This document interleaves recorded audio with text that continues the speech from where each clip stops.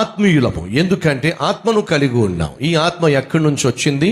దేవుని దగ్గర నుంచి వచ్చింది. కాబట్టి మొదటిగా మనకు ఆత్మనిచ్చిన దేవుణ్ణి ప్రేమించాలి. అంతేకాకుండా ఆయన మనకంటే ముందుగా మనల్ని ప్రేమించాడు, ప్రాణంగా ప్రేమించాడు. ప్రాణంగా ప్రేమించిన దేవుణ్ణి మనం ప్రేమించాలి, అది మన బాధ్యత.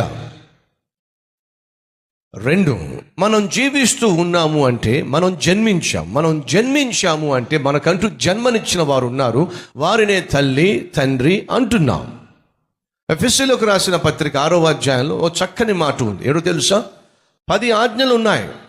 దేవుడు 10 ఆజ్ఞలు ఇచ్చాడు. కానీ ఆ 10 ఆజ్ఞలలో వాగ్దానముతోనూ ఆశీర్వాదముతోనూ కూడిన ఆజ్ఞ ఏమిటో తెలుసా? నీ తండ్రిని నీ తల్లిని సన్మానించుము. ఇది ఆశీర్వాదముతోనూ వాగ్దానముతోనూ కూడిన ఆజ్ఞ. 10 ఆజ్ఞలు ఉన్నాయి. 10 ఆజ్ఞలు దేవుడిచ్చాడు. కానీ ఆశీర్వాదమును వాగ్దానమును జోడించి ఇచ్చిన వాగ్దానము ఇదిగో ఇదే: నీకు మేలు కలుగునట్లు.